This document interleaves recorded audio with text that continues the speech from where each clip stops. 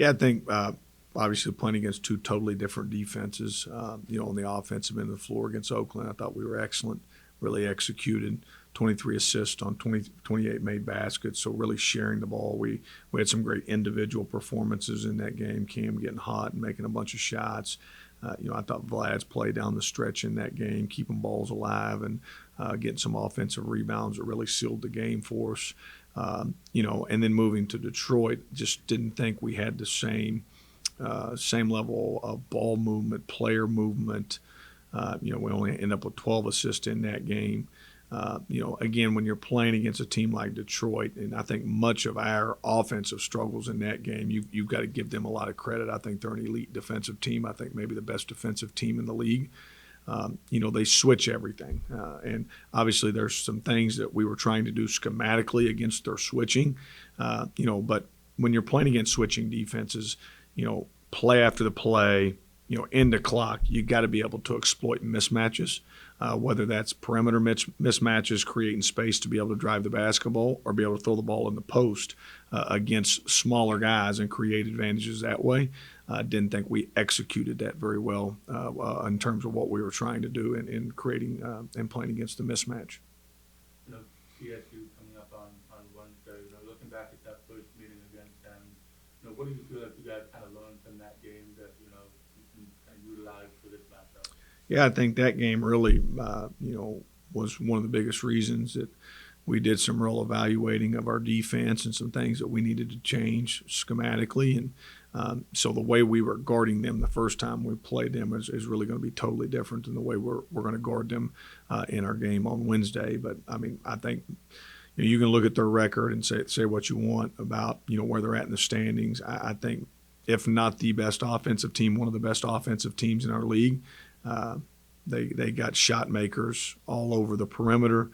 Nesse is playing at a high level in terms of driving the basketball, attacking the rim, getting to the foul line at an elite level. This will be a game where we'll have to be really good on the defensive end of the floor to slow them down because, again, I think they're one of the best offensive teams in our league.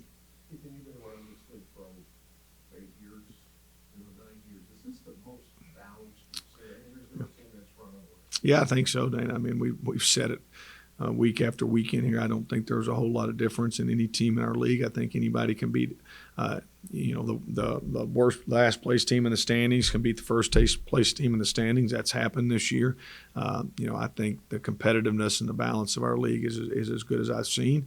And again, the team that really shows up and plays with the best effort, executes their stuff the best is the team that's going to give themselves the best chance to win night in and night out. You guys, even with the ups and downs you guys have had this year, you still had success against some of the top teams in the league standings-wise. Like you guys had the home win against Wright State back early in the conference slate, and then obviously the 2 road wins against both Fort Wayne and Oakland. Does that give you guys confidence that you guys can still, make the run that you guys want to make come tournament time? Yeah, as I've said, I think our best is plenty good enough to beat anybody in this league. What we have to do is understand what it takes to get to our best and do that more often. And that's really just the consistency to execute what we're supposed to do, to stay focused throughout 40 minutes of games. We can't just, the last 2 weeks, we've done it once and we haven't done it once. And again, that goes back to that consistency word of being able to do that time after time again, not just possessions throughout the 40 minutes of the games, but when you do it and you have success doing it the way that you're supposed to do it, being able to turn the page and do it again the next game. That's where we've got to continue to make progress. Bryson said maybe earlier in the season couldn't handle the adversity. Do you see steps in that direction there that's becoming a little more? Yeah, I thought that was a big piece to the game in the Detroit game. I thought the biggest stretch in that game was the way that we closed the first half. Where we had not played very well throughout the first half, particularly on the offensive end of the floor. And we had a chance to go to the free throw line late in that half, tie the game up. We missed the front end of 1-1. We go down, we give up an offensive rebound that they score on. We come back, execute a play to perfection, miss a wide open layup. Okay, they go down, score. We come back, turn the ball over on a pick six where they go down and score the ball, and before you know it, we had a chance to tie the game up, and we're down 8 at the half. I thought the frustration of that really spilled over into the second half. Did not handle that well. That's what we talked about at halftime. Is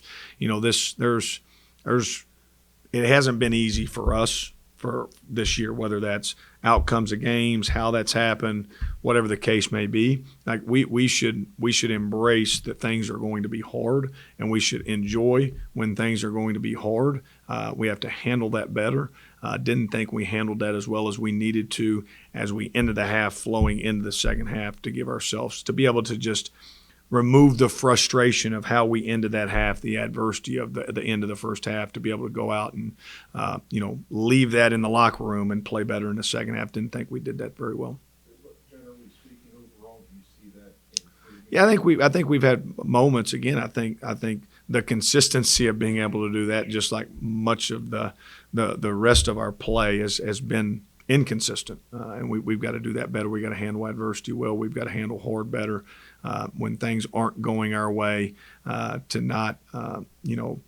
not be so high at times and so low at times, and just try to be even keel and play the next play and play the next possession like it's the most important possession of the year. Is there like a specific recipe that you feel like you guys need to find that consistency that you guys have been searching for? Yeah, I mean, obviously we've been searching for it for a while, and we haven't got to where we needed it to be yet. I think it starts with our practices. I think you have to train yourself to do that well. If you're inconsistent in practice, you're probably going to be inconsistent in games. I think we've been much better. We've had more consistency in practice, over the last 3 or 4 weeks. But when the lights come on, we got to really be able to do that at a high level. Ethan, this is the second straight semester all athletes of YSU, I think, have had this highest GPA of all Division I schools in the state. Just how difficult is it to maintain that, doing what you're doing with basketball for these students? Yeah, it's hard. It's hard, and that's a credit to the types of people and the character of the athletes that we have here at Youngstown State. Was really proud of our team in our first semester. 3.44 team GPA. So did a great job taking care of our business in the classroom. We talk with our guys all the time, how you do anything is how you do everything. So the discipline in the classroom is a big piece to what we're trying to get our guys to understand. It's going to carry over into basketball as well. Both Jaden and Tyler have kind of been bothered by injuries for a lot of the season. They played some games and they've missed a bunch of games. Yep. What's kind of their status going forward? Yeah, Jaden, he'll start non-contact stuff tomorrow. Tyler's been doing contact stuff for a week now, so he'll be available for the games this week. Jaden, we'll see how he progresses over the next few days. I hope at worst case we'll have him towards the end of the week. Talk about how in the Oakland game you got that kind of big performance from Cam, and then obviously even though it was in a loss, Tay obviously 9 for 9 yesterday, and he's had obviously some similar shooting performances in the last couple of weeks. Seeing some of those guys, rotational guys, bench guys, kind of making those kind of contributions. How can that kind of help you guys? Yeah, it's big for our team. Both those guys are good offensive players. They really can space the floor for us with the way that they shoot the basketball. I thought Cam was phenomenal in the Oakland game, not just offensively but defensively. Tay in the Detroit game really, carried us offensively for a lot of times when we were struggling to create good offense. He made some really good individual plays, made some hard shots. Both those guys have the capabilities of doing that. We need those guys to be good down the stretch. They're kind of piggybacking off one another right now, right? Cam's starting with Jaden's injury. Tay's coming off the bench. Both of them are playing a lot of minutes. So both those guys we need to play well as we go down the stretch.